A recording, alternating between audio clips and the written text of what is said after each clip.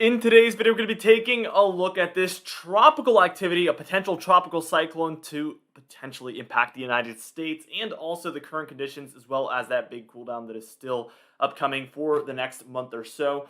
Now, first things first, we're taking a look at these current conditions. As always, you can see there's plenty of activity kind of horseshoeing around these regions in here. We have plenty of flooding rainfall taking place there in the south central United States.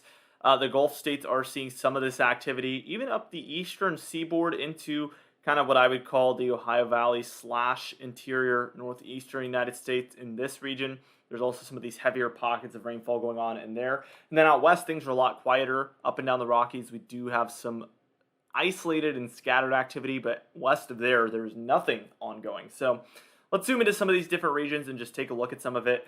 We do have some lighter activity here for the northern Rockies here. So Washington, Idaho, Montana, we're seeing some of this activity. Again, mostly lighter, but some moderate activity. Same story here for the southern Rockies. We're talking Colorado, Wyoming, Utah, northern Arizona, and northern New Mexico, where we are seeing some lighter to moderate showers down here as well. And then things are a little bit more widespread here for the southern regions of Arizona and New Mexico, and a little bit heavier as well. We have mostly yellows ongoing in here. Still some greens, obviously, but still quite a bit of yellow and orange going on in here as well. Now, as we move just a little bit eastward, this is where we're having a lot of this flooding rainfall taking place up here. For Texas and Oklahoma, where inches and inches and inches of rainfall overall is expected. We can see a lot of Gulf moisture trying to meet up with this as well. So what we have is a lot of Gulf moisture heading northward, bringing a lot of thunderstorm and just rainy activity. And then we have a cold front trying to move southward and establish itself down here. So that's also bringing some precipitation, and everything's just meeting up in between there, and that is what is leading towards this crazy, crazy weather. A lot of flooding potential, again, like I said, and just really heavy rainfall and downpours taking place. Now, the eastern United States, more particularly the southeastern United States, isn't seeing much less activity. There's still a lot of activity here, and actually Florida is seeing some of the least amount of rainfall here, which is a bit surprising. Usually, if anywhere, they're seeing some rainfall take place. But this time around, I would say Kentucky, Virginia, North Carolina, and West Virginia are seeing the most activity up here. So let's just zoom into this area a little bit further northward, where there is some flooding taking place with this pocket of precipitation as well. So again, Virginia, West Virginia here, and then pockets in Kentucky are seeing some thunderstorms as well there in central Kentucky. And this is definitely leading towards some potential flooding in those regions. And then as we head a little bit further northward, we see some of this activity up here for Ohio, Pennsylvania, and New York as well. Now, what we're going to do is we're going to move on. We're going to talk about the upcoming pattern. We have a lot to talk about as far as storminess. There's still expected to be a ton of storminess for, I'll draw it on your screen here, but really, in general, these regions here seem to be where we're going to get a lot of activity. As the jet stream will look a lot more like this, the storms will ride along that jet stream right there and create a lot of storminess in there. Nor'easters heading up the coast is still going to be a possibility as well, so we need to talk about that. And also some tropical activity is going to be possible for the eastern and Gulf states of the United States. We need to talk about all of those things in just a moment. All right, now here we are taking a look at the upcoming storminess. We can see by literally later today, we see a lot more widespread activity here in the south and in the east in general there. The Rockies, again, still seeing some of this activity. And that's by, again, later this evening. Now, by the time we're reaching Monday afternoon, the 22nd, or tomorrow from the time I'm making this video, we can see there's a lot of activity here for, again, the southern United States and the eastern United States there. So definitely a lot of precipitation already taking place. Tuesday's a little bit quieter, especially here in the eastern United States, where we do see the southeast is seeing some activity, and also the northeast there, but in between we're seeing some pockets where there's a little bit less.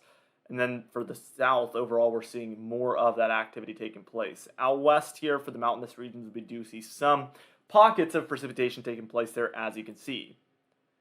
Now, by the time we're reaching later on Wednesday, August 24th, we could see a lot of activity here underneath, and then some spotty activity here for a lot of these regions, but not too much to speak of there yet. Thursday, things are picking back up for the Gulf and the southeast here, as you can see. More and more activity taking place. You can just tell where really the trend is for a lot of this activity to take place. Friday, the 26th, we see that this is really where most of that activity is taking place. And kind of like how I mentioned yesterday, at any point we could see a stronger low develop here offshore of the southeast. when we have this storminess in place, and it could be tropical or it could just act as kind of a nor'easter and head up the coast just like that. That could happen really at any point during this type of a pattern. We see Saturday a little bit less widespread with the activity, but it's still there for sure. And then areas in these areas we're seeing some activity ongoing as well. Now Sunday the 28th, we again have this activity here in the southeast. Not much else to go based off of. We can see that for Monday, we have two areas of low pressure ongoing, one impacting the southeast, and then one a little bit further northward impacting the Great Lakes and portions of Canada there. And that's kind of what's dominating the pattern. And this low here probably is going to feature a cold front that's going to allow for this trough to head deeper into the eastern United States. Tuesday, the 30th here, we have a cold front set up just about like this. Still some low pressure underneath as well. In general, that storminess is going to be in the eastern United States.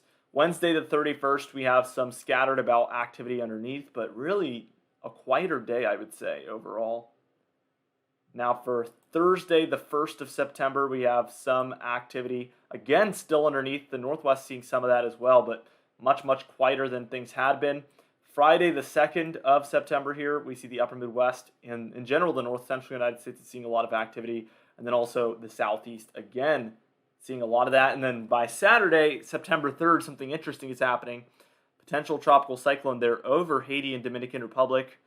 Potentially going to move in like this. Could also go up the coast over time if this is to occur. But this model is really trending at some tropical activity taking place. And we can see for really a lot of the United States, there's a ton of storminess already happening. Sunday, there's going to be September 4th here. We see this is impacting Cuba. If it was to kind of impact mostly the land there, we would see a weaker storm.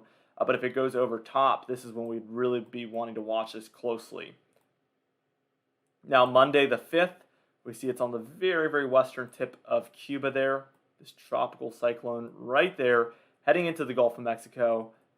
And that's the end of the model run. But we do have, at the end of this model run, a low pressure system, a very strong tropical system just to the north of the Yucatan Peninsula, basically right in the middle of the Gulf of Mexico, and it can really impact anywhere after this point. And we really need to watch it. This model in particular, for the first week of September, has been trending at one or more tropical systems being located in the near the United States, not in the United States, but offshore of the United States for multiple runs in a row now.